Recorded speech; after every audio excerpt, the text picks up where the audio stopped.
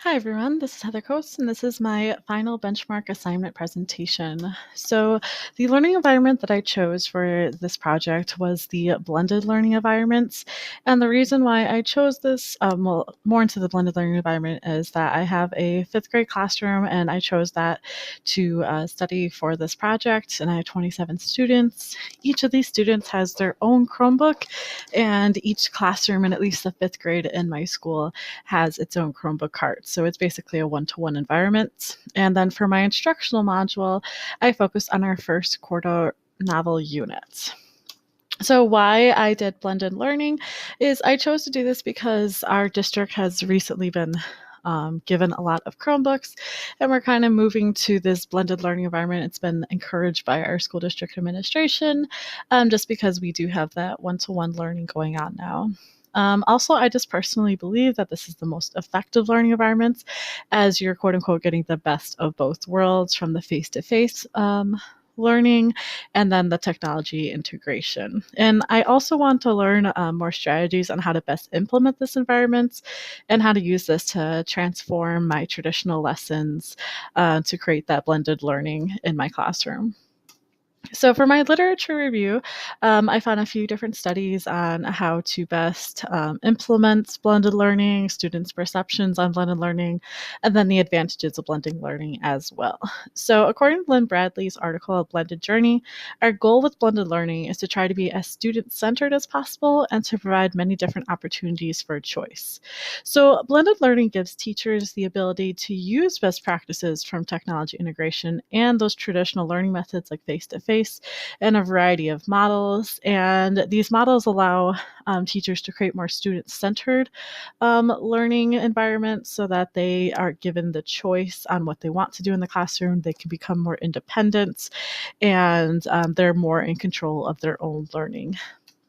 So the advantages of blended learning, I read this really great article called A Student's Perception on Blended Learning, a Q method analysis. And this article had a lot of information on students' perceptions and the advantages of blended learning. So something that was mentioned in there is that blended teaching process is a system allowing more activities related to the course, highlighting the teaching process rather than the outcome, and providing the examination of more information and resources. So with the use of technology, we're able to have more resources and activities because we're not only using like those paper and pencil resources, we're also using all the wide variety of resources available through the internet. And then teacher created or student created resources as well. So you're creating a more enriching experience in the classroom with the blend of these resources, and you're able to have more activities in a uh, instead of having less. Um, so for another advantage is that from the same research article, Students' Perception on Blended Learning, blended learning also helps with enhancing learning opportunities, offering effective learning experiences, facilitating learners access to resources, and motivating learners, especially with enhancing those learning opportunities, again, with like the multitude of resources that are available to students. That's kind of giving them a more effective learning experience, and it motivates them to learn more because they're not just looking in a book or reading a paper article. They can maybe watch videos or look at pictures on the web, or they're maybe watching or reading audiobooks and things like that. Also from Alison Denisco's article, Blended Learning Models Taking Hold in California Schools, she also found that the real attraction to these models is that they greatly improve a teacher's ability to deliver differentiated instruction to small groups. So with blended learning, there's a lot of different models, and one of those is like centers. So student or teachers are able to have students move around through centers. And with these centers, teachers are then able to deliver more differentiated instruction to the small groups that are moving around in the classroom. So there's a lot of like individualized or personalized learning as well. Then from the article Influencing Factors of Student Acceptance, a blended learning based on cognitive neural network. This also further analyzes the advantages to blended learning, and with the aid of the internet and information technology is different from traditional face-to-face learning, as the former makes it possible to study on demand, study independently, and study in real time. So with blended learning, students might have an LMS, a learning management system, and they can take the resources that are on that learning management system and study those at home. They have plenty of web resources that they can use to maybe study their spelling words for the week or reread an article at home to better answer questions and different advantages like that. Then for the next part of my literature review, I examined students' perceptions on blended learning, and there's been multiple studies that have found that students positively respond to blended learning environments. So according to a student's perception on blended learning, the new generation is quite sensitive and enthusiastic towards new technologies, and so the learners need to be motivated through the use of new technologies. So students do not want to be using just the same resource over and over again in the classroom. They want to be exposed to lots of different new technologies so that they can either show different ways of being creative in class or just being exposed to different means of learning. Then different parts of students' perceptions. So on the influencing factors of student acceptance of blended learning based on cognitive neural network article, there's also some crucial factors for just student acceptance of a blended learning environment. So there needs to be a perceived ease of use. So there can't be like a difficult to use learning management system, for example, or teacher created materials need to be effective and easy to use. They shouldn't be overly complicated. There should be a perceived usefulness, so students should be able to see and understand why they are learning something and understand like how it affects them or what they can do with what they're learning. The learning atmosphere needs to be a positive place, so they need to feel, accepted where they're learning, and they need to feel, again, like the perceived usefulness. They need to see the benefits of their learning, and they also just need to be able to have that interactive behavior, so allowing them to interact with their classmates, interact with the work they're doing online, so giving them multiple ways to communicate with others or show what they're learning in class through, instead of just tests, maybe they're doing Google Slides presentations or Flipgrid videos and things like that. Then in addition to my student perception, again, from the student's perception on blended learning article, we found that face-to-face interaction is just as important to the blended learning environment as technology is. So you still want to keep that face-to-face interaction thriving in the classroom. You don't want it to just be students on the computer. You still want to teach lessons in addition to whatever is being taught on the computer as well. And then a study from the University of Wisconsin, Best Practices for Use of Blended Learning, found that real-time feedback is also a critical component, according to students, for an effective learning environment. So giving students feedback as they are turning in lessons. So on Google Classroom, for example, giving students comments on maybe an essay that they have written or giving them feedback on a test they've completed. There's also many websites that have tests or interactive activities that they can work on that give them immediate feedback on if they're doing it right or wrong. Just because students are usually going to be working independently, they just want to have that confidence that they're doing everything correctly. And then for implementation of a blended learning environment, there's a lot of different components for effective implementation. So teacher roles, activities and design, LMS, face-to-face lessons, online course materials, interactions between students, assessments, evaluations, learner roles, and then online sharing. So these are all important parts of implementing a blended learning environment in your classroom, and especially with the role of the instructor and the student's perceived role in their learning process. These are very important factors when implementing a blended learning environment. You have to have a clear role as the instructor, and the students have to have a clear role of what understanding of what their role is and what they are going to be doing in the classroom. So just especially because there's a lot of independent work going on, you want to make sure that everybody understands what they need to be doing and what you are going to be doing for them as well.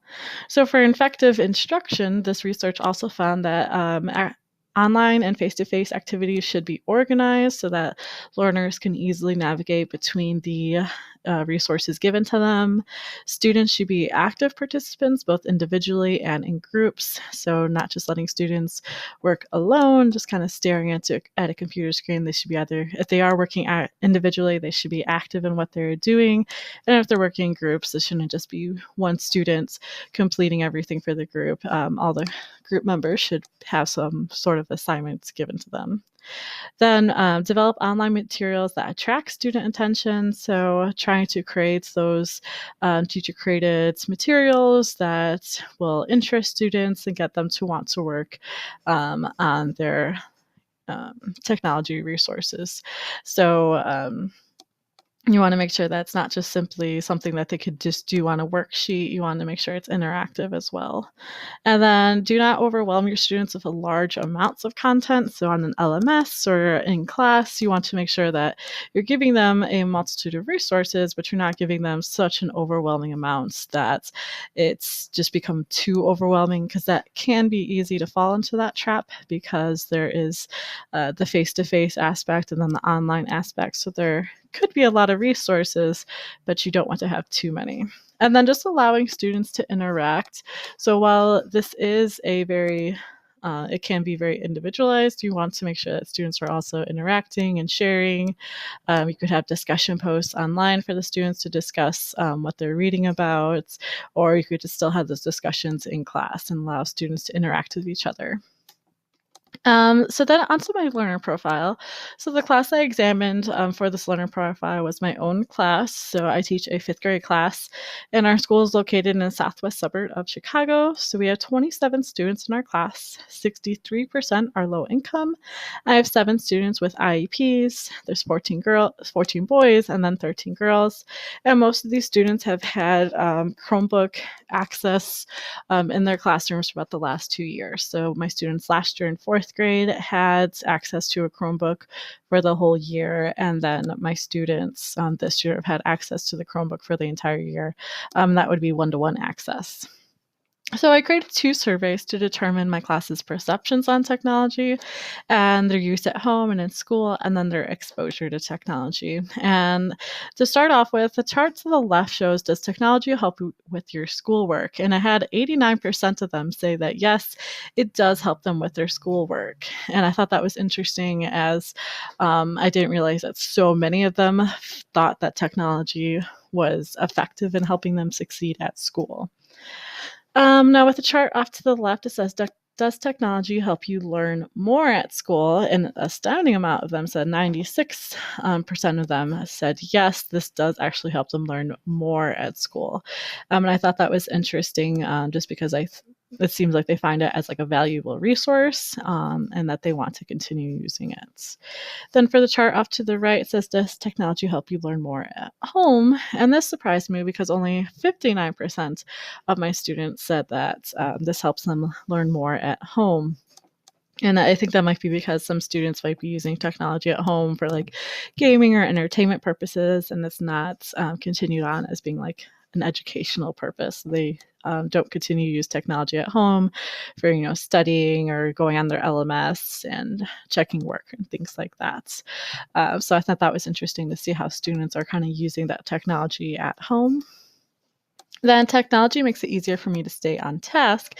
89% of my class said that it made it easier for them to stay on task.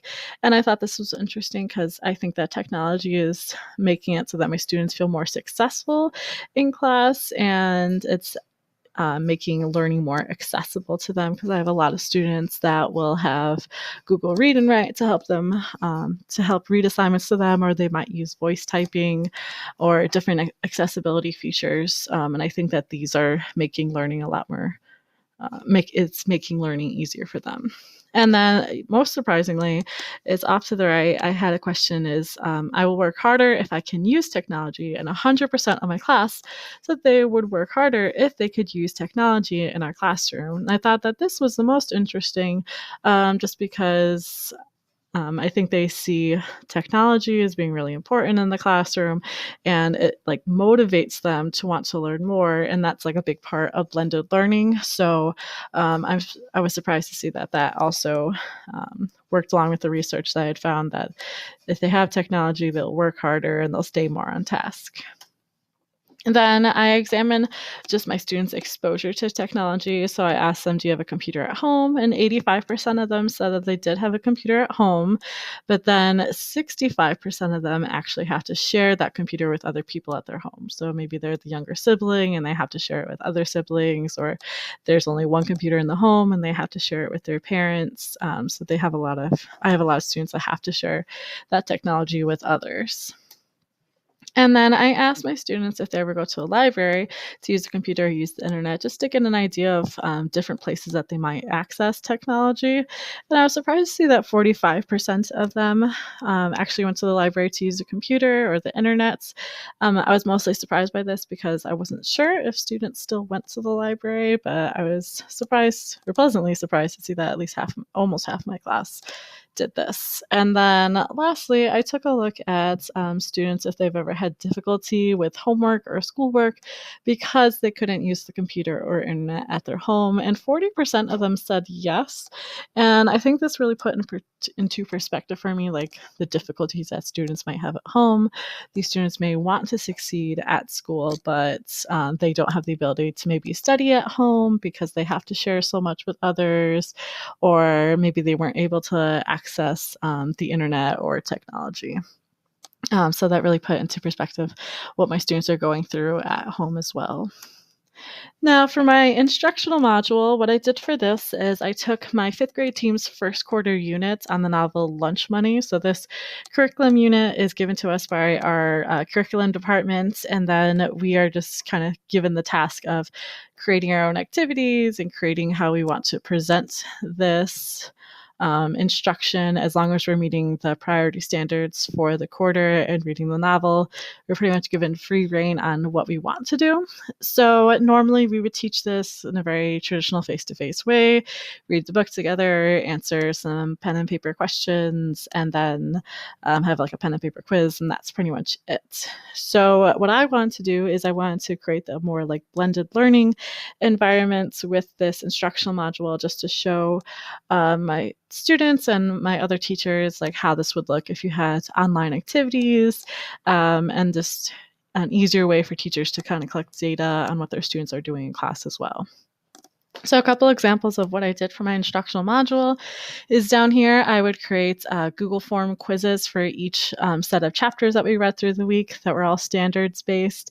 And then students would answer these questions weekly, and then teachers could go in and look at all the charts and graphs on what questions students were answering well, what questions students were having difficulty with. And since they're all standards based, the questions that I created, it's really easy to see which standards you need to work on in class. And then you can also get a better idea of how personal students are doing as well, or individual students are doing as well. And that can kind of help teachers figure out what students they need to maybe help with more, what standards they need to work on in their classroom, and things like that. Then over here, I would have online questions for students to answer. So there's like a PowerPoint, and then students weekly would work on their chapter questions for lunch money. And then teachers can easily go in and check students' responses to all these questions. And I found that having this method was a lot easier because students can then use voice typing to help them answer the questions, since pen and paper would sometimes be difficult for my class. Over here, I have my Quizlet words. So my students will receive about 6 words each week, and they would practice their vocabulary on Quizlet. So they would go on there, they would have flashcards, games, different things like that, and they would study their words. And then myself as a teacher, I could go in and see which words my class was struggling with and which words they're doing really well on. So maybe I could, use those words more in class if they were struggling with them to kind of teach them how to use those words more. And then I had a lot of different activities throughout this unit for teachers to use. So, for example, I had a Kahoots review that teachers could use for Lunch Money chapters 1 through 4. And this was just a fun way of getting a different way of reviewing for students instead of just like talking about the novel in class. Then for my coaching guide, I created the coaching guide so I could inform educators on how to use the various parts of Google Suites, since this instructional module does have a lot of different Google apps for education integrated throughout it, so like Google Slides, Google Docs, Google Forms. So I wanted to make sure that teachers understood how to use all of these elements. And then I discussed different ways and different tips on how to best integrate these projects and the resources, and just like tips for how to modify any of these assignments if necessary. Then for my evaluation plan, there's a couple of ways that teachers could evaluate their students' learning. So students could be assessed on their comprehension of the novel weekly through these comprehension tests, and I also created modified versions of these tests to help students with IEPs in their classroom as well. Then students would also be tested on weekly vocabulary tests to ensure that they understand the vocabulary of the novel. And again, teachers can easily view all this data as well. And then students will show the understanding of the themes of the novel through the benchmark essay, How Can Kids Change the World? So this was actually our first quarter essential question for this unit, and that was how kids can change the world. So students create an essay on that, and then teachers can go in and leave comments on the Google Docs and give feedback to the students as they're working through these essays. Then students will show understanding of the themes and concepts discussed in this novel by creating their businesses. So there is a business project students will work on, and they will show their understanding of like how to create a business similar to that of in the book. And then they're given different creative means, and there's a rubric for that assignment as well. And then teachers can also give a final assessment if they would like for just the overall novel. And then my final reflection. So I believe that this project has been very beneficial to me just because I've been given a new perspective of my classroom and just how I can use different strategies to best implement blended learning, and just giving myself different activities I can look at, methods of instruction that I've learned from my research. Like flipped learning is something that I have learned about from the blended learning model, and then just better implementing my centers throughout the school year now that I have learned different ways of doing that. So I think this project has helped me grow as a teacher, and just has given me more resources to help out my colleagues as well. And I also still firmly believe that this learning environment is very effective as it combines the best of face-to-face learning and technology integration in the classroom. Thank you so much for listening to my presentation, and this has been a great course. Thank you.